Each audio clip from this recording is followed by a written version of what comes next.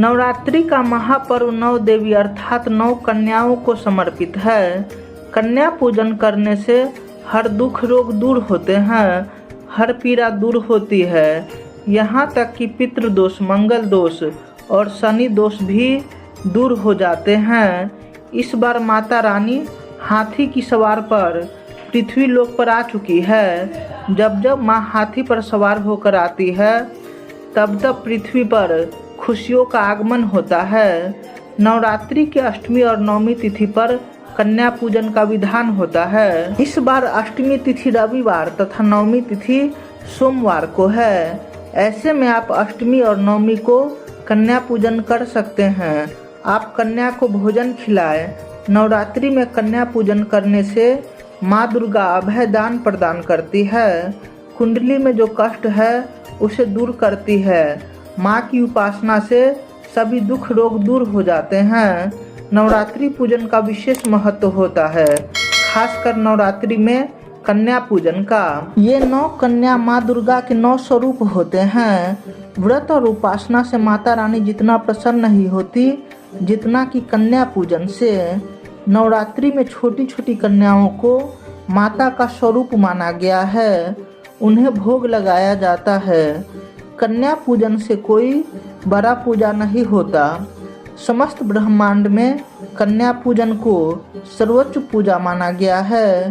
कन्या पूजन में हमें कन्या को उपहार देते हैं, इससे कन्या प्रसन्न होती है। 100 बार गंगा स्नान करने से और 100 बार यज्ञ करने से तथा 1000 बार यात्रा करने से जो पुण्य मिलता है वह एक बार मात्र कन्या पूजन करने से वह पुण्य मिलता है। कन्या को कभी भी साधारण लड़की नहीं समझना चाहिए। ये कन्या स्वयं माँ दुर्गा की अवतार होती है। नवरात्रि में 2 साल से 10 साल तक की कन्या का पूजन का विधान है। अष्टमी के दिन कन्या के पांव धोकर उसे पूजन करना चाहिए और साथ में उसे भोजन करा के उचित उपहार देना चाहिए। यह उत्तम विधि माना गया है। दोस्तों, आगे बढ़ने से पहले अपनी राशि कमेंट बॉक्स में जरूर डाल दीजिए। यदि हमारे पास कोई उपाय होगा तो वह उपाय आकर हम कमेंट बॉक्स में बता देंगे। कोई भी राशि के अनुसार उपाय करता है तो माता रानी बहुत जल्द ही प्रसन्न हो जाती है और अपने भक्तों को सुख समृद्धि प्रदान करती है, मालामाल बना देती है। कन्या पूजन कैसे करें? जब कन्या आपके घर आए तो सबसे पहले कन्या के पैर दूध और जल से धोए। खासकर पुरुषों द्वारा कन्या के पांव धोने से मैया जल्द ही प्रसन्न हो जाती है। उसके बाद कन्याओं को आसन पर बिठा दीजिए, उनके माथे पर अक्षत कुमकुम लगाए। उसके बाद भोजन ग्रहण कराएं, लेकिन ध्यान रखें कि कन्या के भोजन में एक साथ 3 पूरी ना रखें, क्योंकि 3 पूरी मरने वाले व्यक्ति के लिए निकाला जाता है। इसे घोर अशुभ माना जाता है। आप 1-2 पूरी करके दे सकते हैं। भोजन में खीर पूरी खिलाएं। कन्या भोजन में लहसुन प्याज का भूल से भी इस्तेमाल ना करें। आप कन्या को उपहार में चिप्स कुरकुरे का पैकेट ना दें, क्योंकि इसमें प्याज लहसुन का उपयोग होता है। इससे माँ दुर्गा क्रोधित हो जाती है। आपका व्रत खंडित हो सकता है। आप कन्या पूजन के लिए रेडीमेड भोजन जलेबी दही बाहर से ना मंगवाएं। कन्या पूजन के लिए घर में ही उचित पकवान बनाकर कन्याओं को खिलाएं।